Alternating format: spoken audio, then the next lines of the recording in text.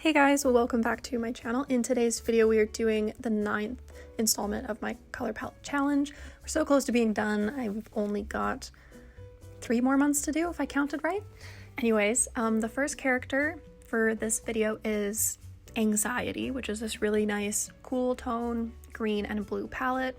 I wasn't really sure how to represent Anxiety because it's really hard to depict exactly what it feels like, and of course it feels different for every person. I myself struggle with anxiety, and I tried to kind of show what it feels like to feel very overwhelmed with the thoughts and whatnot that anxiety kind of puts into your head. So I have this person huddling in the upright fetal position, and there's a big angry cloud above their head that just says "what if" numerous times over and over and over again.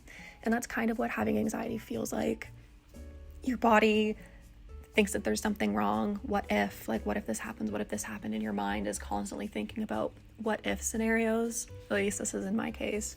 And even though that there's like nothing wrong or there's no reason for you to worry, you still feel worried, and it doesn't necessarily have to be about a specific situation. You can just have those feelings even when like there's nothing wrong. So it's difficult to deal with, and it can be quite debilitating. So I drew this to kind of show that it really does affect people. So I did draw this person in their socks because I find that I am sometimes most anxious when I am just alone by myself at home. So I figured drawing this person curled up on the floor in their socks would represent that they're not outside anywhere. And these thoughts can kind of happen to you wherever you are, no matter what your situation is. So I just wanted to bring awareness to mental health and just remind people that anxiety is real, even though a lot of people don't think that it is, and it's okay to admit that you need help. I have been in that situation, and I'm so glad that I got help because it really has helped me live a more fulfilling life. So I kind of knew what colors I wanted to do for this drawing just because I saw a very clear image once I had an idea of what I wanted to do. In particular with like the cloud above the head in the background, I knew that I wanted to keep it quite dark in the background, as if to feel like the world is kind of closing in on you and you're very isolated and alone, because that's kind of what it feels like to have anxiety. So I definitely took that, and then I chose the lighter colors for parts that would kind of stand out, like the skin and the words, because they really jump out at you. Here's the finished piece, and let's move on to the next one. So the 18th character here is Pumpkaboo, and it's a very warm tone brown palette. Kind of perfect for fall, actually. So my inspiration was the infamous pumpkin spice latte. I've never actually had one, and don't come at me for it. I'm not a big coffee drinker. I don't really like coffee, and I'm not 100% sure if it is coffee or not, so I don't know, I just never got into the hype. Anyways, I was inspired by that and kind of the stereotype that goes around with it. So I drew a girl just standing there, kind of holding her coffee, enjoying the warmth of the steam coming off of it and the smell of the coffee, because I'm sure it smells pretty good.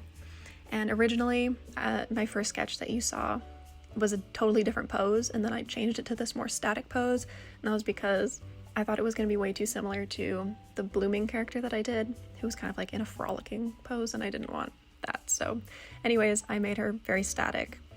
Now, the line art for this one, I definitely struggled with.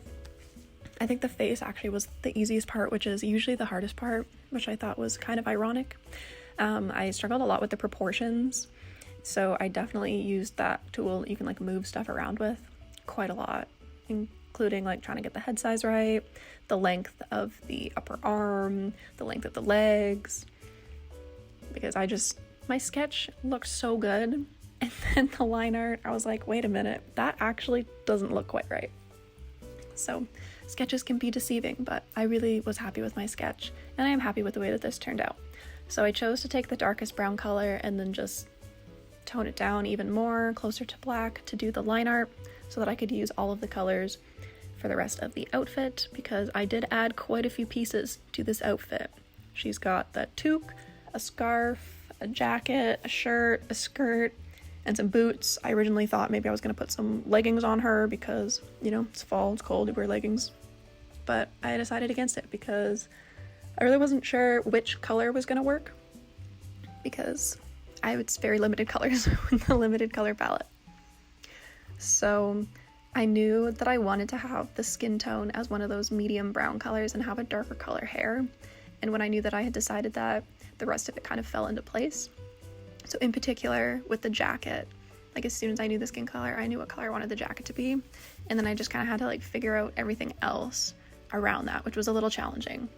And that's probably why I did it and not filming it, because it takes me quite a while to figure out what colors should go where and what looks good. And I do end up changing it sometimes.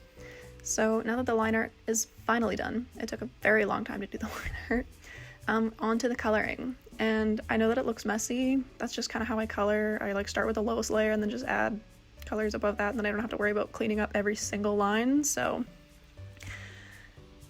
yeah, so now we've got the hair, the skin, and the jacket, and then I chose a mixture of the brown colors to do the hat, the scarf, and then the skirt. And then I needed the lightest, the white. I thought it was white, but it's actually kind of blue. I did that as the shirt. Did not film that part, so here I am choosing the background to adding a shadow, and then adding the steam in, and then I added a background off camera. So this is the final piece here, and I hope you enjoyed the video. If you did, make sure to leave a like, comment down below, subscribe to my channel. I post new videos every Monday afternoon, 3 p.m. Mountain Standard Time, and I will see you all next week.